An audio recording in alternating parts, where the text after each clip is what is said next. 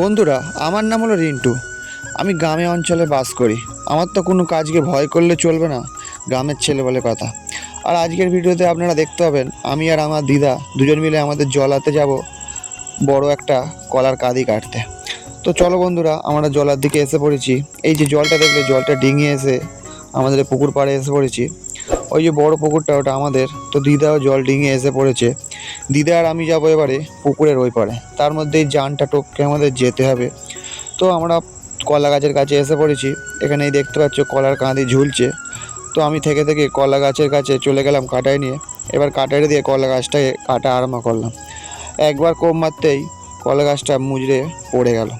তো কলাটা গাছ সমেত জলায় পড়ে গেছে। এবারে জল থেকে আমি সেটাকে তুলে নিয়ে প্রথমে কলা গাছটাকে কেটে টুকরো করে নিলাম, কারণ কলা গাছ থেকে থোড় বার করতে হবে। তো আমি কাটারে দিয়েই কলা গাছটাকে চিড়ে শুরু করে দিলাম থোড় বার করার কাজ। এক এক করে আমি সমস্ত কলা গাছের ওপরের পোর্শনটা বাদ দিয়ে দিয়ে থোড়টা বার করতে লেগে পড়লাম।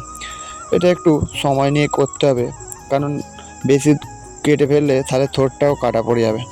তো অসুবিধা হচ্ছিল, তাই জন্য আমি দাঁড় করিয়ে নিয়ে এটাকে আবার চিড়তে আরম্ভ করে দিলাম। এরমভাবে আমি থেকে থেকে কলা গাছটাকে আবার চিড়তে চিড়তে থোড়টা বার করে ফেললাম। তো প্রথম কলা গাছ থেকে থোড়টা বার করে ফেলার পরে আর একটা যে টুকরো ছিল সেইটা থেকেও আমি থোড় বার করে নিলাম। তো এর মধ্যে একটু ওর গোড়ার দিকটা থেঁতে দেলানো ছিল, সেটাকে কেটে সমান করে নিলাম। তারপরে আর একটা গাছ জলায় পড়ে গেছিলো, সেইটাকে আমি টেনে নিয়ে পাহাড়ে তুলে নিলাম। এর মধ্যেই কলাটা আটকে আছে। কলা গাছটা ডগার পাতাগুলো আমি কেটে নিয়ে কলাটাও কেটে নিলাম। তো বন্ধুরা, কলার কাঁদিটা বেশ বড়ই হয়েছে। এইটা কাকু হাটে বিক্রি করতে নিয়ে যাবে, সেই জন্যই আমাকে কাটতে বললো। তো কাঁদিটা কাটা হয়ে গিয়ে আমি রেখে দিলাম। এবারে ওই গাছটা থেকেও আমি থোড়টা বার করব বলে সেটাকেও পিস পিস করে কেটে নিয়ে এবারে থোড় বার করার কাজ আরম্ভ করে দিলাম।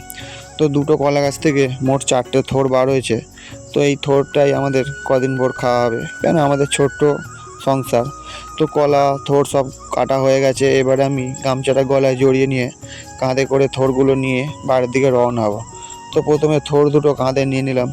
তারপরে যে বড় কলার কাঁদিটা হাতে ধরে এবার আমি আস্তে আস্তে এগিয়ে যাব। তো কলা থোড় কাঁদি সব নিয়ে এবার আমি এগিয়ে পড়লাম বাড়ির উদ্দেশ্যে রওনা দিয়ে। তো যেতে যেতে আমরা সেই জলার কাছটা চলে এসেছি, যে জায়গায় জলটা ডিঙিয়ে আমাদের যেতে হবে। এখানটা একটু রিস্ক ছিল, তো আমি টপকে চলে এলাম। এবারে জল দিয়ে আমি টপকে একদম ওপারে গিয়ে দাঁড়াবো দিদার জন্য। দিদা এসে পড়েছে বন্ধুরা।